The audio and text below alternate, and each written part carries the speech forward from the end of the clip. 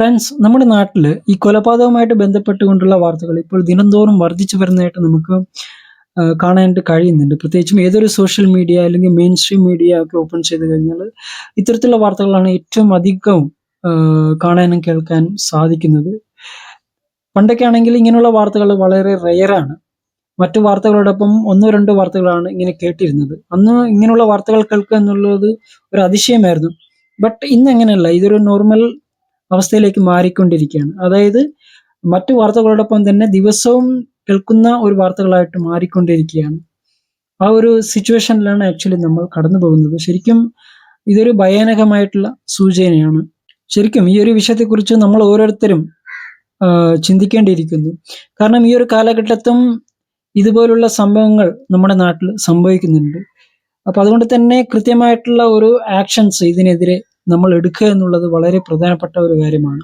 അപ്പൊ ഇന്നത്തെ വീഡിയോയിൽ നമ്മൾ സംസാരിക്കുന്നത് ഇത്തരം ഒരു സംഭവത്തെ കുറിച്ചാണ്. അതായത് അട്ടപ്പാടിയിലെ പുതൂർ പഞ്ചായത്തിലുള്ള അരളിക്കോണം എന്ന് പറയുന്ന സ്ഥലത്ത് താമസിക്കുന്ന രേശി എന്ന് പറയുന്ന 55 വയസ്സ് പ്രായമുള്ള സ്ത്രീയെ മകൻ രഘു എന്ന ആൾ 36 വയസ്സ് പ്രായമാണ്. അപ്പൊ ആള് വീട് വെക്കാൻ ഉപയോഗിച്ചിരുന്ന ഹോളോ ബ്രിക്സ് കല്ലെടുത്ത് ഇന്ന് രാവിലെ പുലർച്ചെ 4 മണിക്ക് തലക്കടിച്ച് കൊലപ്പെടുത്തിയിരിക്കുകയാണ്. അപ്പൊ തുടർന്ന് ഈ സ്ത്രീ മരണപ്പെട്ടതിന് ശേഷം രഘുവിന്റെ ഭാര്യ തന്നെയാണ് തൊട്ടടുത്ത വീട്ടിലേക്ക് വന്നിട്ട് അവരെ അറിയിക്കുകയും തുടർന്ന് പോലീസിനെയും ഡോക്ടറെയും ഇൻഫോം ചെയ്യുകയാണ് ചെയ്യുന്നത്. അങ്ങനെയാണ് ആക്ച്വലി പോലീസ് അവിടെ എത്തുകയും രഘുവിനെ കസ്റ്റഡിയിലെടുക്കുകയും ചെയ്യുന്നത്. അവിടെ നിന്ന് രേഷിയുടെ ബോഡി ആശുപത്രിയിലേക്ക് കൊണ്ടുപോകുന്നു. അപ്പോൾ ഈ ഒരു വാർത്തയാണ് ആക്ച്വലി ഇന്ന് കേരളത്തിലെ വിവിധ മാധ്യമങ്ങളിലൂടെയൊക്കെ നമുക്ക് ഏറ്റവും അധികമായിട്ട് കേൾക്കാനായിട്ട് കഴിഞ്ഞിട്ടുള്ളത്.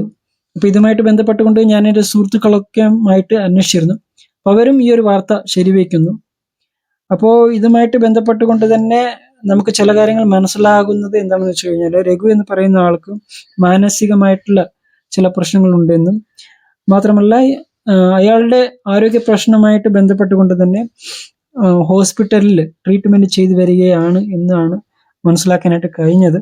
മാത്രമല്ല ഇവർക്ക് ചില കുടുംബ പ്രശ്നങ്ങൾ ഉണ്ട് എന്നും ഇയാള് ഒരു മദ്യപാനിയാണ് എന്നുമാണ് നമുക്ക് മനസ്സിലാക്കാനായിട്ട് കഴിഞ്ഞത്. അങ്ങനെയാണ് ആക്ച്വലി രേശി എന്ന അമ്മയെ മകൻ അടിച്ചു കൊല്ലുന്നത് എന്നാണ് നമുക്ക് അന്വേഷണത്തിൽ മനസ്സിലാക്കുന്നത്. പിന്നെ ഇതുപോലുള്ള പ്രശ്നങ്ങൾ നമ്മുടെ കേരളത്തിൽ ഒരുപാട് കാര്യങ്ങൾ നടക്കുന്നുണ്ട്.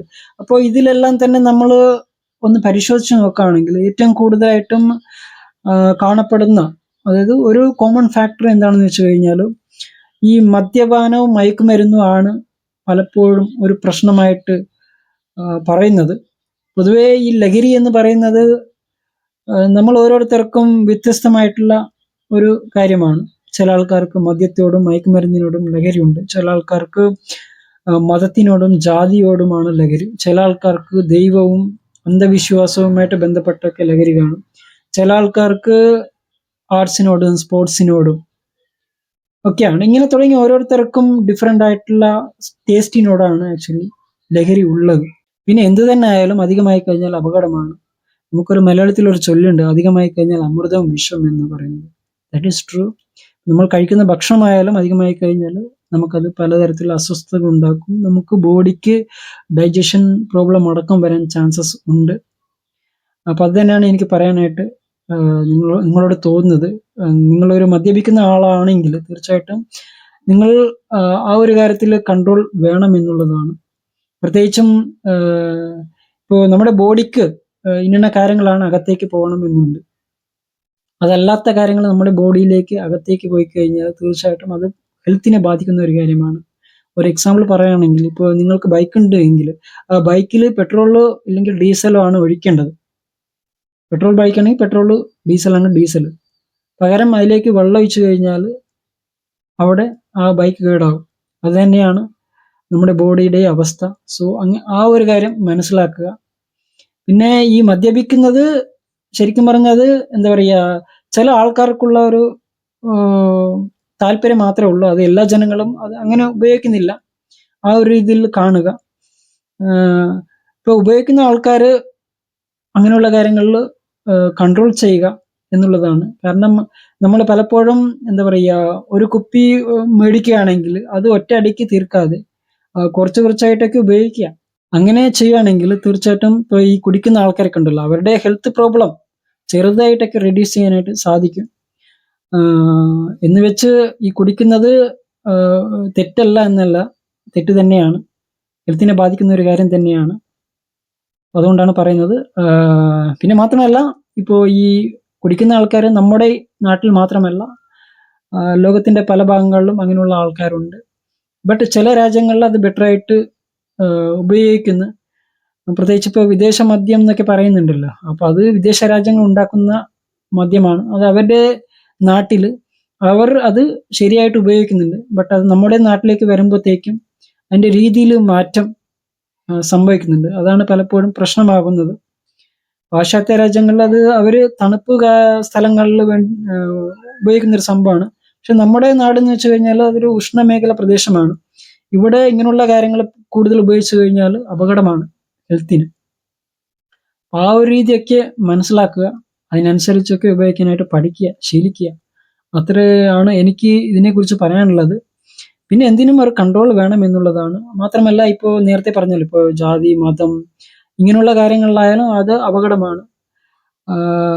മദ്യം ഹെൽത്തിനെ ബാധിക്കുന്ന ഒരു കാര്യമാണെങ്കിൽ ഇപ്പോൾ ജാതി, മതം, ദൈവം എന്ന ഒരു കുറച്ച് സംഭവങ്ങളൊക്കെ ഉണ്ടല്ലോ, ഈ ഒരു കാര്യങ്ങൾ പലപ്പോഴും നമ്മുടെ മൈൻഡിനെ ബാധിക്കുന്ന കാര്യങ്ങളാണ്. ഈ ഒരു കാര്യങ്ങളിലും തീർച്ചയായിട്ടും ഒരു കൺട്രോൾ വേണം. കാരണം മദ്യപിക്കുന്നതിനേക്കാളും ഇങ്ങനെയുള്ള കാര്യങ്ങളിലാണ് ഏറ്റവും കൂടുതൽ പ്രശ്നങ്ങൾ നമ്മുടെ നാട്ടിൽ ഇപ്പോൾ നടന്നുകൊണ്ടിരിക്കുന്നത്. അതുകൊണ്ടാണ് ഞാൻ ഇതിനെക്കുറിച്ചും കൂടി സൂചിപ്പിക്കുന്നത്. എന്തായാലും എന്തിൻ്റെ കാര്യത്തിലായാലും ഒരു കൺട്രോൾ വെക്കുക എന്നുള്ളതാണ് എനിക്ക് എൻ്റെ ജീവിതത്തിൽ ഞാൻ മനസ്സിലാക്കിയിട്ടുള്ള കാര്യങ്ങൾ കേട്ടോ. അതാണ് നിങ്ങളോട് ഞാൻ ഷെയർ ചെയ്യുന്നത്. പിന്നെ അതുപോലെ തന്നെ അട്ടപ്പാടി എന്ന് പറയുമ്പോൾ ഒരു മദ്യനിരോധന മേഖല എന്നാണ് പറയുന്നത്. ബട്ട് ഞാൻ എൻ്റെ ജീവിതത്തിൽ അങ്ങനെ ഒരു മദ്യനിരോധന മേഖലയായിട്ട് ഇതുവരെ കണ്ടിട്ടില്ല. കാരണം ഇവിടെ ഒരുപാട് ആൾക്കാർ മദ്യപിച്ച് വരുന്നതായിട്ടൊക്കെ നമുക്ക് മനസ്സിലാക്കാനായിട്ട് സാധിക്കുന്നുണ്ട്. ഇപ്പോൾ ലീഗലായിട്ട് മദ്യം കുടിക്കണമെങ്കിൽ ഒന്ന് തമിഴ്നാട്ടിലേക്ക് പോകണം, ഇല്ലെങ്കിൽ മണ്ണാർക്കാട് ആ ഭാഗത്തേക്ക് പോകണം, അതായത് അട്ടപ്പാടിക്ക് പുറത്ത് പോകണം. അല്ലാതെ നമുക്ക് അട്ടപ്പാടിയിൽ ലീഗലായിട്ടുള്ള മദ്യം കിട്ടത്തില്ല. മാത്രമല്ല, ഈ ഭാഗങ്ങളിൽ നിന്ന് അട്ടപ്പാടിയിലേക്ക് ലീഗലായിട്ടുള്ള മദ്യം കൊണ്ടുവരാനും സാധിക്കില്ല. ബട്ട് ഈ ദിവസവും ആൾക്കാർ പുറത്തു പോയിട്ട് കുടിക്കുന്ന ആൾക്കാരും വളരെ കുറവാണ്. അത് ഈ കുറച്ച് പൈസ സമ്പാദിക്കുന്ന ആൾക്കാരൊക്കെ ആണെങ്കിൽ അങ്ങനെയൊക്കെ സാധിക്കുകയുള്ളൂ. ബട്ട് ഞാൻ മനസ്സിലാക്കുന്നത് അതിനേക്കാളും ഇവിടെ ഇല്ലീഗലായിട്ട് ഒരുപാട് ആൾക്കാർ മദ്യം ഉണ്ടാക്കുന്നുണ്ട്. അങ്ങനെ ഒരുപാട് ആൾക്കാർ ഡ്രിങ്ക്സ് ചെയ്തു വരുന്ന ആയിട്ട് നമുക്ക് മനസ്സിലാക്കാനായിട്ട് കഴിയുന്നുണ്ട് പലപ്പോഴും പല സ്ഥലങ്ങളിൽ. പിന്നെ ഇതെന്ന് വെച്ച് കഴിഞ്ഞാൽ തീർച്ചയായിട്ടും അപകടമാണ്. കാരണം കുടിക്കുന്ന ആൾക്കാർക്ക് അത് സമയത്ത് കിട്ടിയില്ല എങ്കിൽ പ്രശ്നമാണ്. ചില ആൾക്കാരാണെങ്കിൽ അഡിക്റ്റഡ് ആണ്. അങ്ങനെയുള്ള ആൾക്കാർക്കാണ് ആക്ച്വലി പ്രശ്നമാകുന്നത്. പിന്നെ എപ്പോഴെങ്കിലൊക്കെ അടിക്കുന്ന ആൾക്കാർക്ക് പ്രശ്നം അല്ലായിരിക്കാം. ബട്ട് ഈ സ്ഥിരമായിട്ട് അഡിക്റ്റഡ് ആയിരിക്കുന്ന വ്യക്തികൾക്ക് സമയത്ത് കിട്ടിയില്ലെങ്കിൽ അത് അവരെ മെന്റലി ബാധിക്കും. അവരെ മാത്രമല്ല, തൊട്ടടുത്ത് ആരെങ്കിലും ഉണ്ടെങ്കിൽ അവരെ അടക്കം അത് ബാധിക്കാനായിട്ട് ചാൻസസ് ഏറെയാണ്.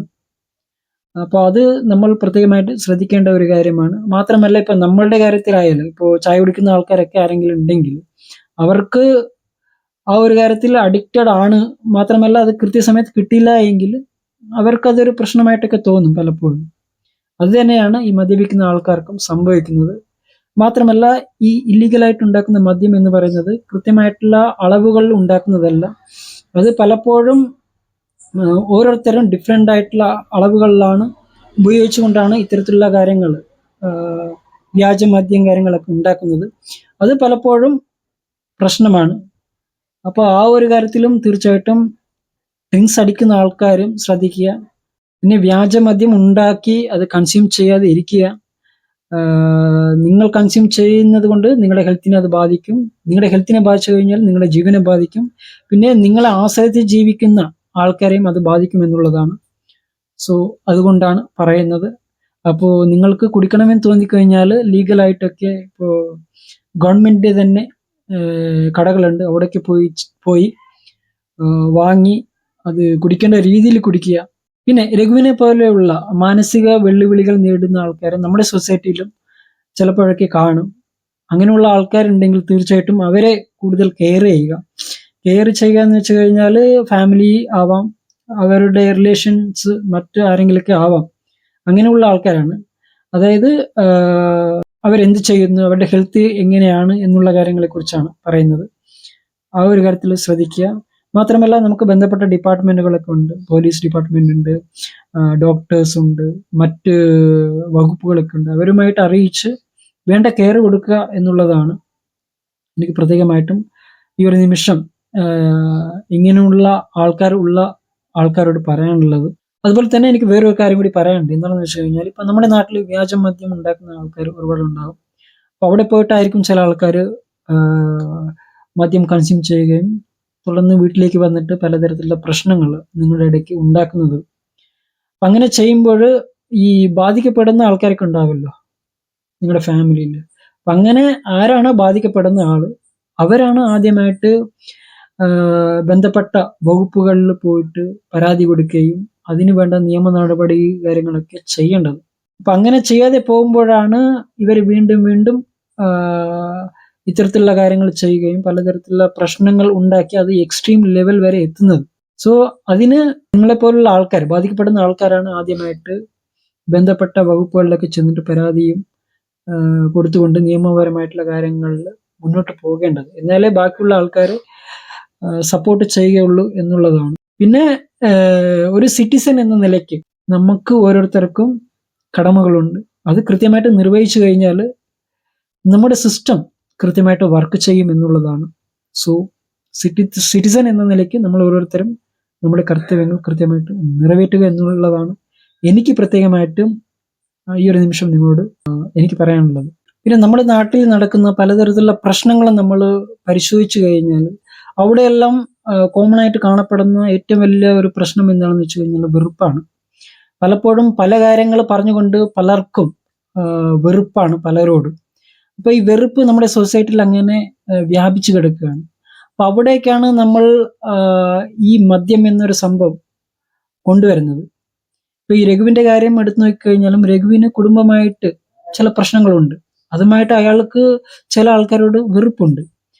മാത്രമല്ല അയാൾ ഒരു മദ്യപാനിയും ആണെങ്കിൽ തീർച്ചയായിട്ടും അയാൾക്ക് ഇത്തരത്തിലുള്ള പ്രശ്നങ്ങൾ ഉണ്ടാക്കുന്നതിന് അത് കാരണമായി മാറുന്നു എന്നുള്ളതാണ് നമ്മൾ മനസ്സിലാക്കേണ്ടത്. ഇന്ന് വെച്ച് ഇപ്പോൾ ഡ്രിങ്ക്സ് അടിക്കുന്നത് അല്ലെങ്കിൽ മറ്റു മയക്കുമരുന്ന് ഉപയോഗിക്കുന്നത് തീർച്ചയായിട്ടും അത് ഹെൽത്തിനെ ബാധിക്കുന്ന ഒരു കാര്യമാണ്. അതുകൊണ്ട് ഈ മദ്യപാനവും മയക്കുമരുന്നും നമ്മുടെ സൊസൈറ്റിയെ ബാധിക്കില്ല എന്നല്ല പറയുന്നത് കേട്ടോ. അപ്പൊ ഈ ഒരു കാര്യത്തിൽ തീർച്ചയായിട്ടും നമ്മൾ കൃത്യമായിട്ടുള്ള ആക്ഷൻസ് എടുത്തില്ലെങ്കിൽ നമ്മുടെ ജീവിതത്തെയും നമ്മുടെ സൊസൈറ്റിയെയും തീർച്ചയായിട്ടും ബാധിക്കുമെന്നതിൽ യാതൊരു സംശയം ഇല്ല എന്നുള്ളതാണ് എനിക്ക് പ്രത്യേകമായിട്ട് പറയാനുള്ളത്. പിന്നെ ഇതുമായിട്ട് ബന്ധപ്പെട്ട് എനിക്ക് നിങ്ങളോട് 2 ചോദ്യം ഉണ്ട്. ഒന്നെന്ന് വെച്ച് കഴിഞ്ഞാൽ ഇപ്പൊ നമ്മുടെ സൊസൈറ്റിയിൽ ഇതുപോലുള്ള കൊലപാതകം, ആക്രമണം ഇങ്ങനെയുള്ള കാര്യങ്ങൾ ഇല്ലാതാക്കാൻ വേണ്ടിയിട്ട് നമുക്ക് എന്തൊക്കെ ആക്ഷൻസ് എടുക്കാനായിട്ട് സാധിക്കും? രണ്ടാമത്തത്, നമ്മുടെ അട്ടപ്പാടി ഒരു മദ്യനിരോധന മേഖല എന്നാണ് പറയുന്നത്. ബട്ട് ഞാൻ വ്യക്തിപരമായിട്ട് മനസ്സിലാക്കുന്നത് അട്ടപ്പാടി ഒരു മദ്യനിരോധന മേഖല അല്ല എന്നാണ്. പിന്നെ നിങ്ങൾ എങ്ങനെയാണ് അട്ടപ്പാടിയെ കുറിച്ച് നിങ്ങൾ മനസ്സിലാക്കുന്നത് എന്നുള്ളത് നിങ്ങൾ കമന്റ് ബോക്സിൽ കമന്റ് ചെയ്യുക. എന്തായാലും അടുത്തൊരു വീഡിയോയിൽ നമുക്ക് പുതിയ വിഷയമായിട്ട് വരാം. അതുവരെ എല്ലാവർക്കും നല്ലൊരു bye and take care. Love you all. Thank U.